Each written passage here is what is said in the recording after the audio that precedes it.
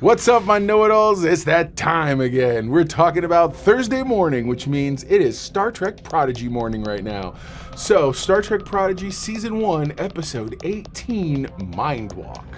I'm really excited for this episode. It's a classic trope, but they do handle it in a really original way that I enjoyed, and I think you're going to also. Let's get into it. Computer, start the thing.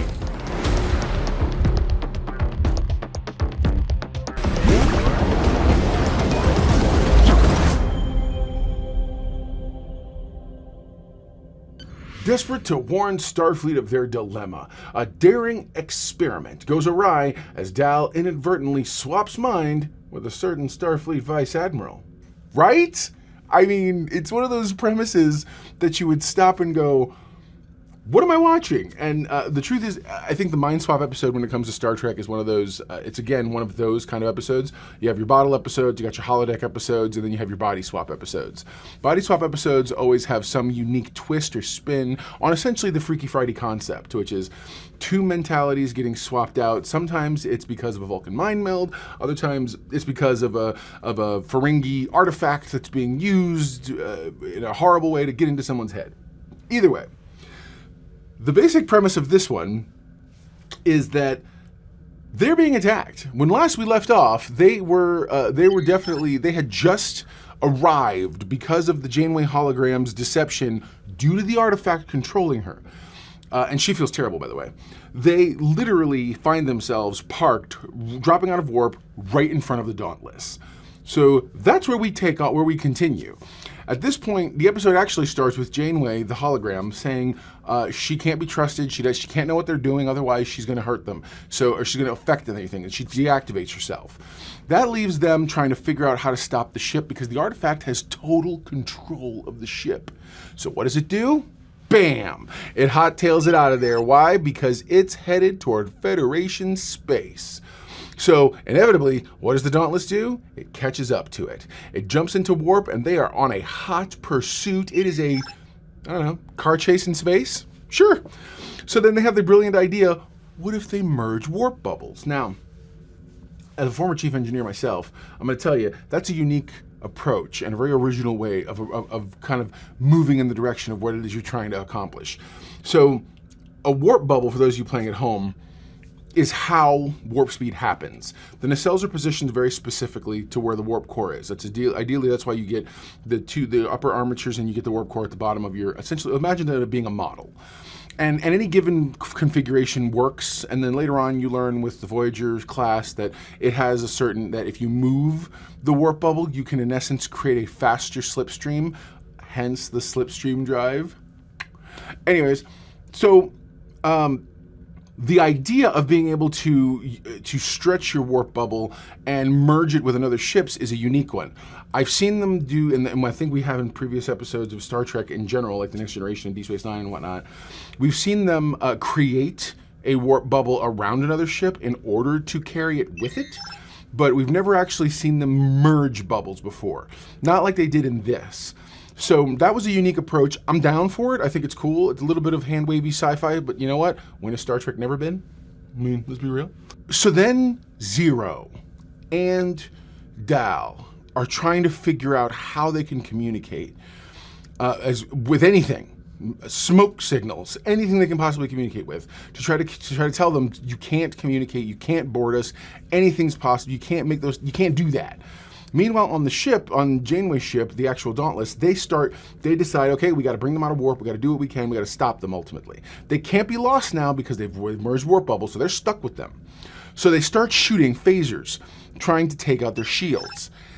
It's during this that Zero says, what if she suggests, or somebody makes a suggestion, couldn't you reach out and talk to her? And Zero says, I can't if I had a hive, I could probably do that.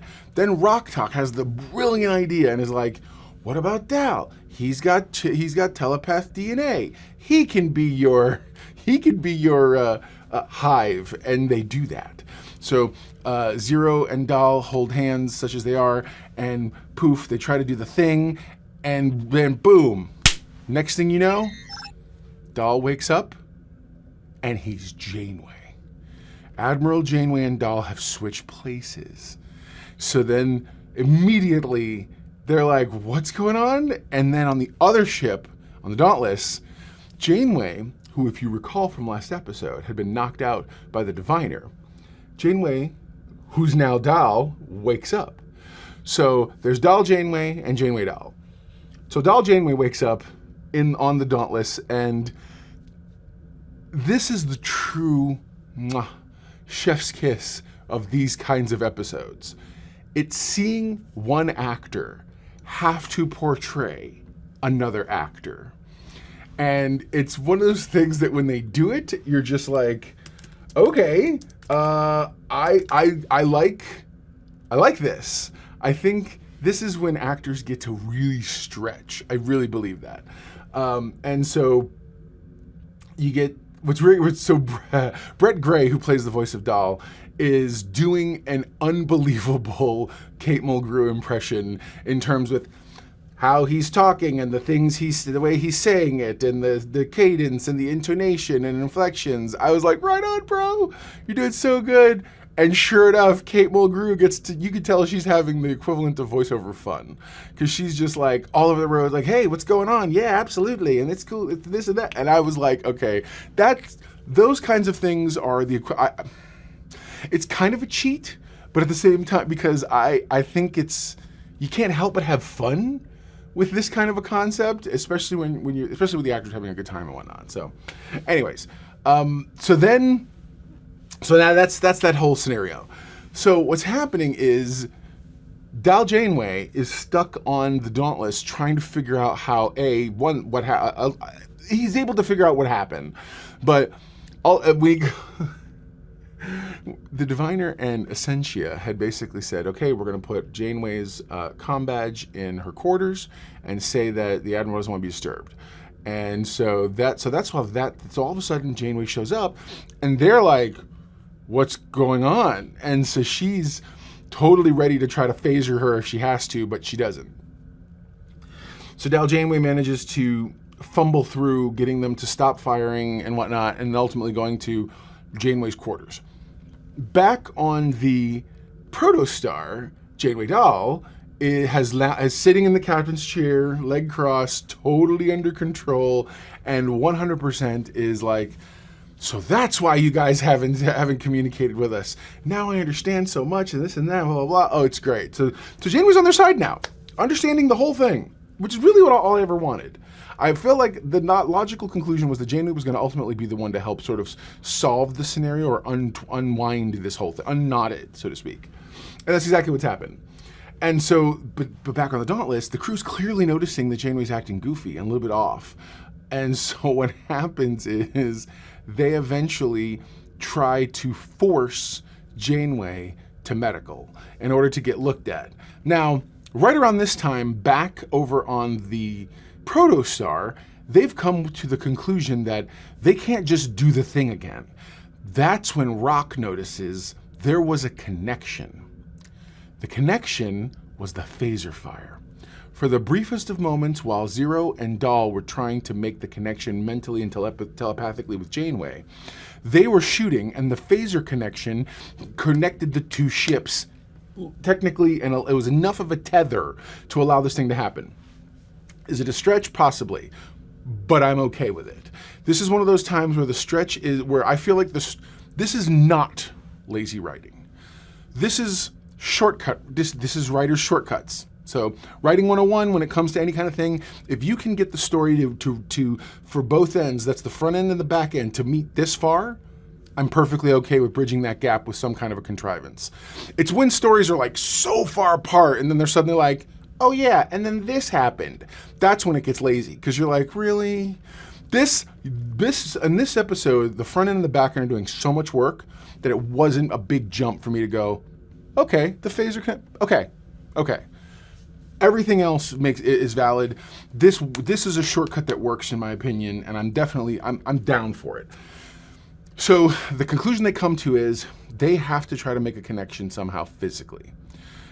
This is when they decide, okay, and they play charades while Dal's watching from Janeway's quarters. Okay, and they're like, basically make Dal Janeway understand, hey, You have to leave the ship so that we can physically touch. It's great the way they do it. And sure enough, that's when the crew shows up wanting to take Janeway to, thinking it's Janeway to medical to get looked out and examined because they're like, we don't know who you are.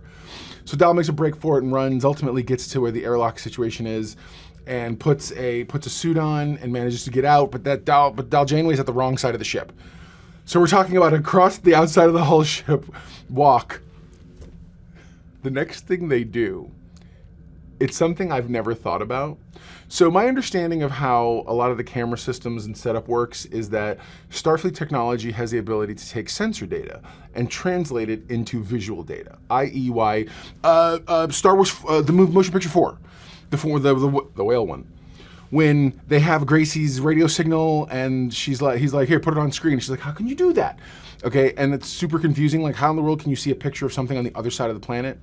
Again, it's sensor data being translated into visual data. That's how the sensors work. And so, but I'm okay with what they did here also. So while they're talking, while the command crew people are talking about where Janeway with this and that, blah, blah, they have the outside of the ship on the view screen. You suddenly, as if it's a camera, you suddenly see this giant fisheye lens view of Dal Janeway walking on the outside. Totally fine with it. I'm totally fine with it. No, it's not how Star Trek sensors work, but you know what? I get the visual gag, and I'm not even going to chalk this up to like some writer who doesn't know anything. No. Again, it's a shortcut for the sake of of using a device such as the outer visual of the outer hull in a very creative way. I'm down. I don't bump into it in the least. And so they're like, well, how do we get her off the outside of the ship? And sure enough, she jumps off, and that's when Murph, holding on to Janeway Dahl, is stretching as far out as possible. Just as they're about to touch, the Dauntless start using its tractor beam, and so with seconds before their opportunity is lost, Janeway Dahl pulls a phaser and is like, "I'm really sorry, this is probably going to sting," and fires at Dal Janeway, thus creating full circle snake eating its own tail, as it should be. A full circle, this idea of the phaser making the connection, and sure enough, they do exchange places, and Dahl is back on the protostar. Janeway wakes up on the Dauntless. Janeway's in the brig, and that's how the episode ends. That's not true. But just before that, they dropped out of warp, and they have arrived at the meeting place where they were headed, and Starfleet has sent a whole bunch of ships. So I'm excited. Next week is part 1 of a 2-part finale, and I'm there. I'm here. It's gonna be great. It's gonna be good. It's gonna be real good. So there you go. Now you know if knowing is half the battle, you are halfway to being a know-it-all that I know you are. So, what's the know-it-all index for this episode? I liked it, man. I liked it a lot. I'm gonna go with a 9. It's not a 10 yet. My socks haven't been blown off, but I'm gonna go with a 9. I'm hoping maybe the 2-parter as a whole is going to be a thing, but at the same time, I'm excited to see what it does. So comment below, let me know what you thought. I would totally love to hear your thoughts on the episode and kind of what your take on some of the technological leaps they made, the warp bubble thing and whatnot. What did you think of the whole body swap episode and their version or their spin on the body swap episode that I feel like was both original and very, very Star Trek. So, all right, guys, well, take care. I can't wait to talk to you next week. Never forget, everyone loves a know-it-all. Bye.